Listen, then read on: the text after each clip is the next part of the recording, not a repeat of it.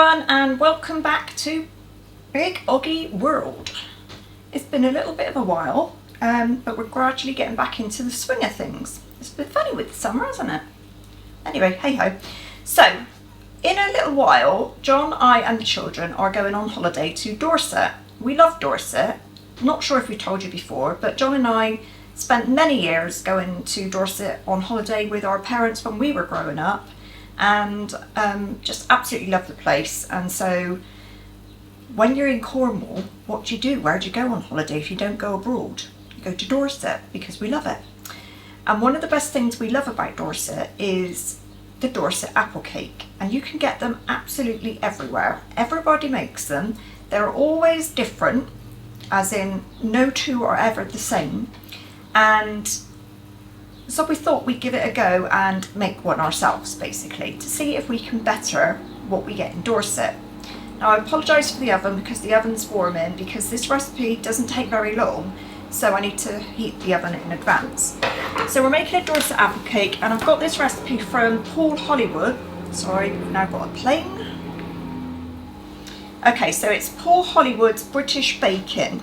And this book is absolutely brilliant. It's got regional bakes all the way through it, and obviously a lovely Dorset apple cake. So, it's a strange one for a cake, but I'll tell you about that in a second. You need a 20-inch square cake tin, 20 centimetres, sorry, 7-inch, 20 centimetres.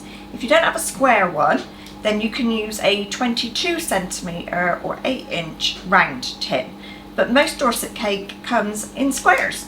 They cut it into squares. So I've prepped that with baking parchment so that it doesn't stick, and off we go.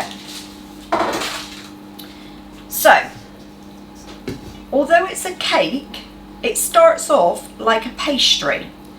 So we're going to take our flour, plain flour,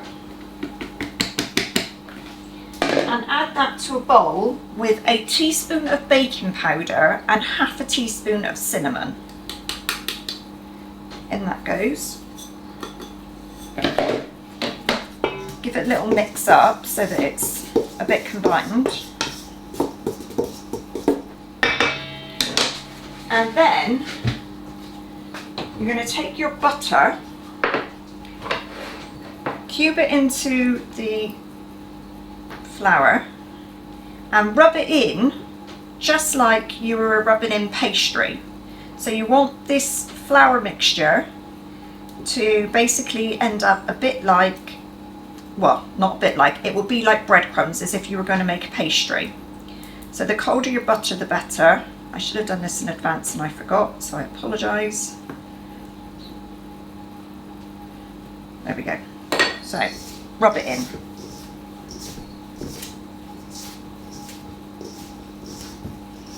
This is actually the bit that takes the longest.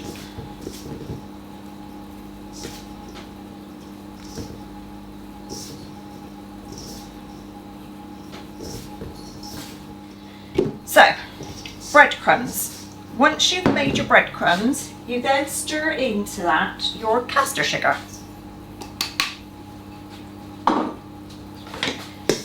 Give it a swoosh around to make sure it's combined.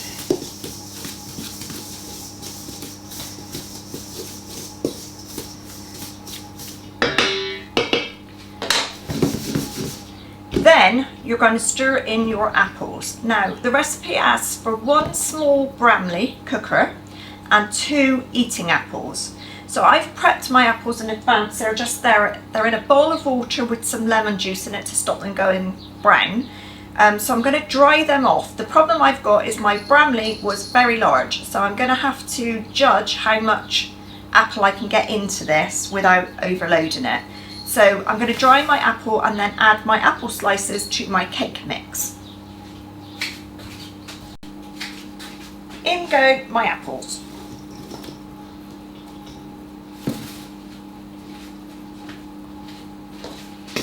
Mix them around.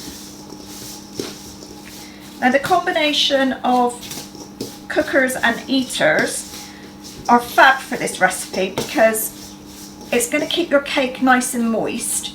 The Bramleys will cook down to nothing, but they will provide juice, and the eaten apples will provide substance, but pieces of apple. They'll hold their shape so that you know that you're eating some apple, which is what I really like. I don't like it when it's just like a mush and you can't really tell. You can taste this sort of apple flavour, but you can't really see any apple in it. So once you've added your apples, we're going to beat 2 large eggs and 60 mils of milk together.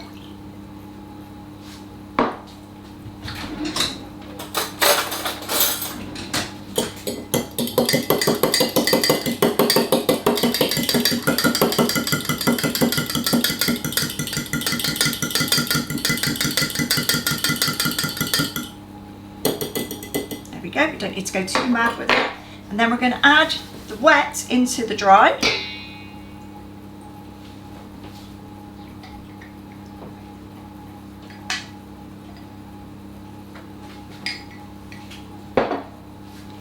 And mix it until it's really well combined.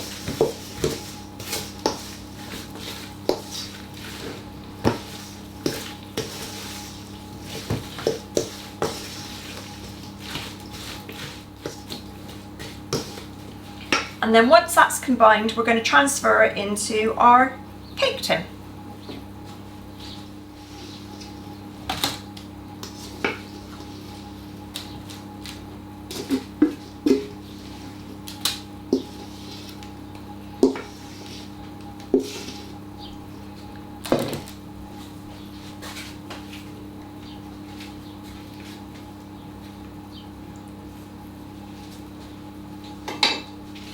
Make sure you get all the mix out your mixing bowl.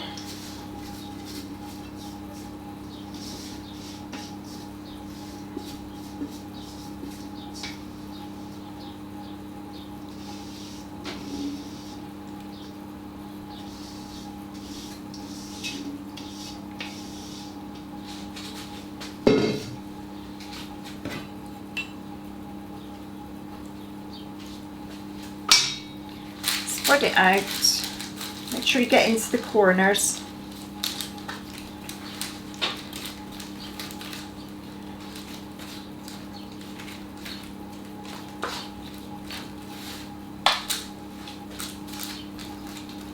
That. And get it somewhat level. A bit tricky with the apples in it, but try your best. There we go.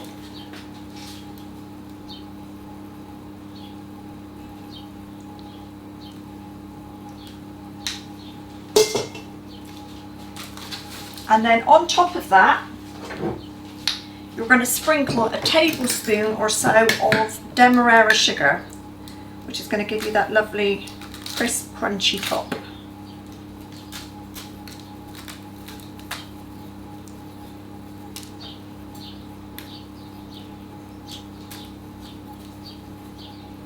So,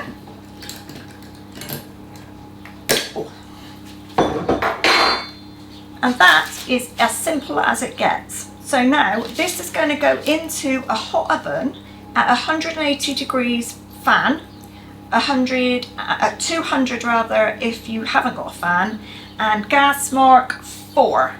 And it's going to take between 40 and 50 minutes depending. You want it to be nice and brown on the top, but when you stick a skewer in, it should come out nice and clean. So I'm going to stick this in the oven and I'll be back later. Okay, so my cake has had 50 minutes in the oven and looks absolutely delicious. So the next plan is to leave it to cool. You don't have to leave it to cool completely in the tin, but you do need to leave it for a little while to cool it in the tin.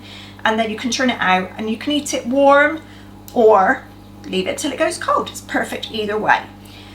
There is a train of thought that some people adopt to say that they brushed the top of the cake with butter. Now it's fresh out the oven while it's really hot. That's down to you. If you want to do that, you can. I've not seen that, but I believe it is a regional thing.